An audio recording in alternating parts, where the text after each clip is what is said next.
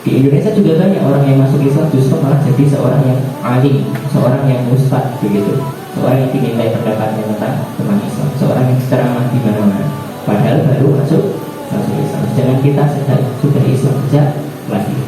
Karena itu boleh dibuka surah Al-Baqarah ayat 208 ya, yang berbunyi ya ayyuhalladzina amanu udkhulu fis-silmi kaffah wa la tattabi'u khutuwati syaitan innahu lakum aduwwun mubin. Yang artinya ya ayyuhalladzina amanu, ini ada harfun nida, seruan untuk hanya khusus kepada orang-orang yang aman, orang-orang yang beriman. Udkhulu fis-silmi kaffah, masuklah kamu ke dalam Islam secara kaffah, secara keseluruhan. Jadi jangan Islamnya KTP saja, yang sholatnya setahun hanya sekali, maju satu level lagi sholatnya setahun 2 kali, Idul Fitri, Idul Adha. Ada yang masih maju lagi, lebih maju sholatnya Idul Fitri, Idul Adha sama sholat Jumat gitu. Itu hanya formalitas biar nggak ditanyai tetangga. Takutnya dikira nonis rebutan takjil juga ya. Seperti itu. Jadi kan ada lagi kan tren buat takjil nonis yang lagi rebutan ikut takjil takut nggak bisa. Habisnya lezat dikatakan. Sangat menggiurkan. Nah itu jadi dakwah juga, jadi keberkahan.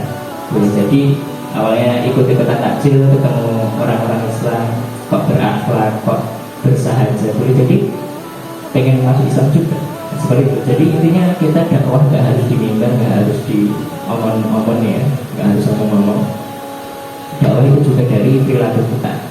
Entah itu orangnya nonis, entah apa, kalau kita baik, kita istilahnya tetap santun, tetap saling menghargai, saling menghormati, insya Allah itu bisa jadi dakwah. Kalau kita orang Islam begini. Bahkan kalau kita berangkat ke masjid, misalnya yang cowok ini kan wajib, kalau yang putri tidak wajib namun boleh. Misalnya berangkat ke masjid, pakaiannya rapi, harum wangi, begitu. Terus full senyum, lihat orang nongkrong sedang bisa keluar itu sambil makan gorengan atau apa. Tiap hari kita lewat dengan full senyum, pakaiannya rapi indah. Boleh jadi awalnya mendengar azan Allahu Akbar biasa aja. Namun kan kita lewat tiap hari senyum, nyapa, kelihatan bersahaja. Boleh jadi suatu ketika hidayah datang, mendengar Allahu Akbar langsung berpikiran, kenapa ya aku hidupku habiskan buat kayak gini terus? Kenapa ya aku nggak nyoba kayak si fulan yang tiap hari itu kelihatan bersahaja, kelihatan kayak nggak ada masalah gitu. Makanya boleh jadi ikut ke masjid.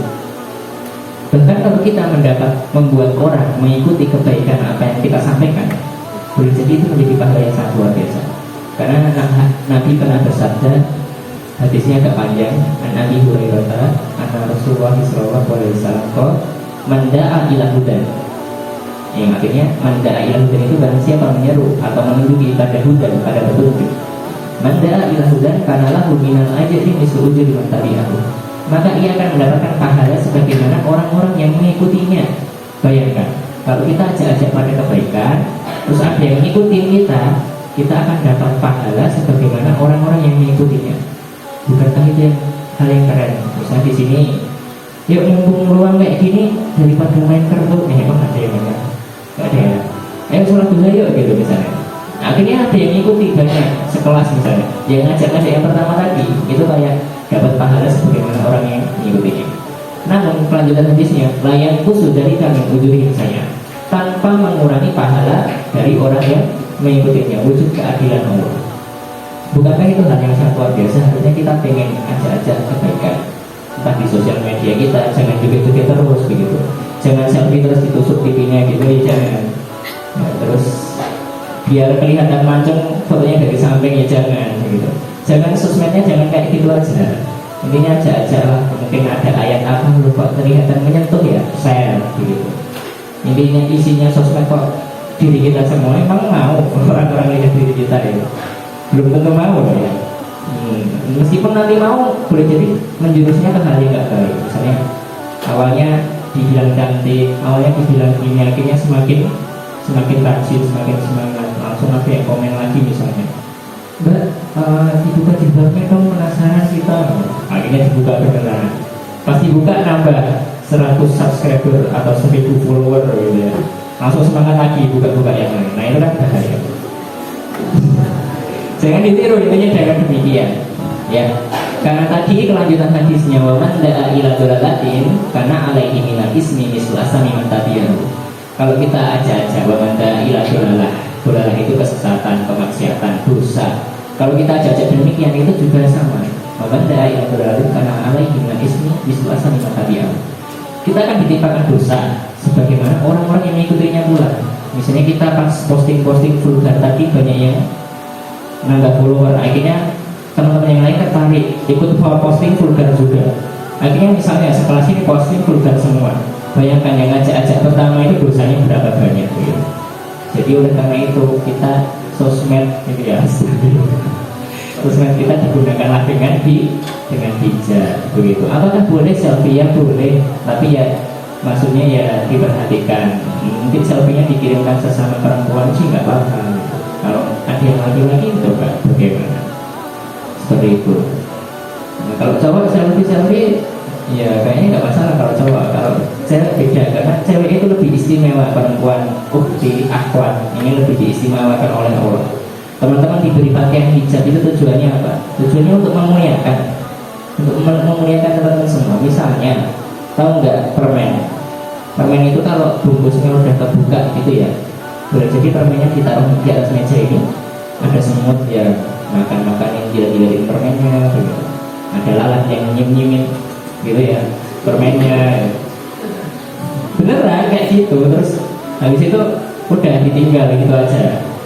Otomatis misalnya ada orang yang pengen permen itu misalnya ada orang dikasih permen itu, kira-kira mau nggak gitu? Nggak mau. Sama halnya manusia, wanita ini diistimewakan oleh Allah, dibuatkan pakaian tersendiri, pakaian takwa namanya, yakni hijab, dijulurkan menutupi dada dan lain sebagainya. Itu tujuannya untuk memuliakan adik-adik. Nah ini teman-teman yang akhwat, yang merasa perempuan yang ingin nggak dimuliakan, otomatis kalau permen atau kue yang masih terbungkus itu akan terlihat istimewa. Misalnya teman-teman lihat gorengan gitu ya, gorengan itu kan dipegang, oh lebih gede ini ya, akhirnya diambil yang gede, yang kecil yang mesti dipegang ditinggal gitu misalnya.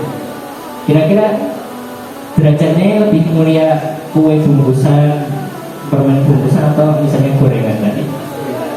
Mungkin lebih mulia yang dibungkus tadi, lebih ekspensif gitu, kesannya lebih worth it ya. Ini teman-teman juga sama, diciptakan hijab oleh Allah ini tujuannya teman-teman dimuliakan untuk lebih worth it tadi. Ini keren, kalau teman-teman yakin ini keren, insya Allah orang yang berhijab di luar negeri sana, di negara-negara Eropa banyak yang namanya gangster di pinggir-pinggir jalan. Kalau lihat orang berjilbab nggak berani goda. Namun kalau lihat orang yang nggak pakai jilbab, apalagi malah yang istilahnya terbuka, minimalis, pakaian adiknya dipakai kakaknya gitu ya, itu malah digodain sama gangster gitu. Itu nggak hanya terjadi di luar negeri, di Indonesia juga gitu. Oleh karena itu perempuan kalau mau dimuliakan oleh Allah ya kita terima, kita ikhlas meskipun agak panas ya. Memang cowok ini nggak terlalu panas itu, namun kita misalnya agak panas atau agak gerah gitu, tapi itu memuliakan teman-teman semuanya.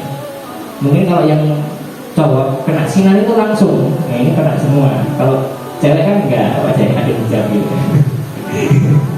Ada nilai lebih, ada nilai yang berbeda begitu. Intinya demikian, teman-teman ingin dimuliakan oleh Allah, karena itu kita terima begitu. Nah mungkin sebelum kita lanjutkan, ini ada yang ingin ditanyakan dulu. Kita harus membuka sesi tanya jawab, karena komunikasi yang sehat itu adalah komunikasi yang dua arah.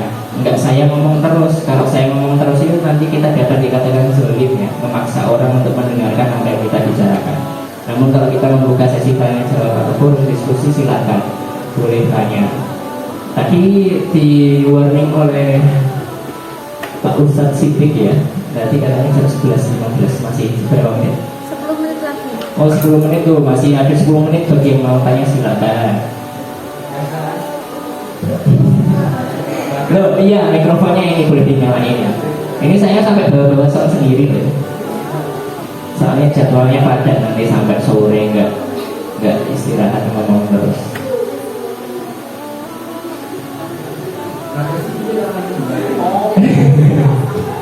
Kalau nggak ada ya jangan diada-adakan.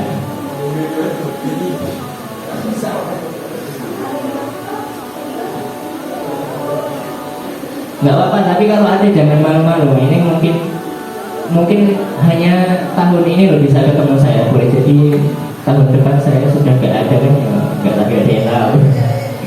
Nah kan yang orang yang paling cerdas ialah orang yang sering-sering mengingat masjid.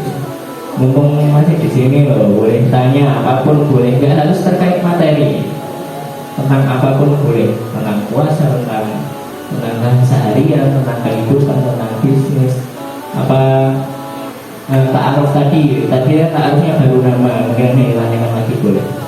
Yuk silakan. Masih ada waktu, yuk silakan.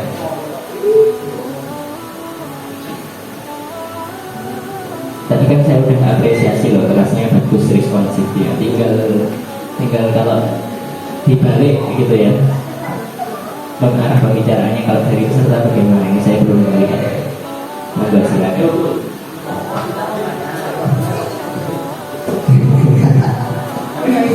Oh kayaknya malu ya kalau pakai mic ya. Nggak pakai mic nggak apa-apa.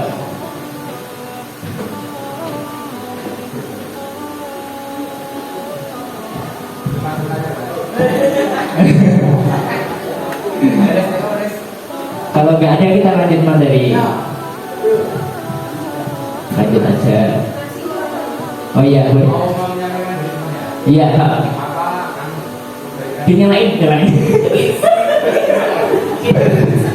Assalamualaikum warahmatullahi wabarakatuh. Waalaikumsalam warahmatullahi wabarakatuh. Ya, ini pertanyaan dari Mas Aris ya, saya menyampaikan. Iya. Mau tanya Mas, apa kebaikan di 10 malam kedua di bulan Ramadan? Itu. Oke. Jadi intinya kita itu malam Ramadan itu semuanya baik. Dari hari yang pertama maupun sampai hari yang terakhir itu semua baik. Gak ada yang spesial sedikit pun. Kalau ada yang bilang paling baik itu 10 hari terakhir, tidak. Itu tidak ada dasarnya. Kita mengikuti ilmu, boleh dicatat ya jawabannya.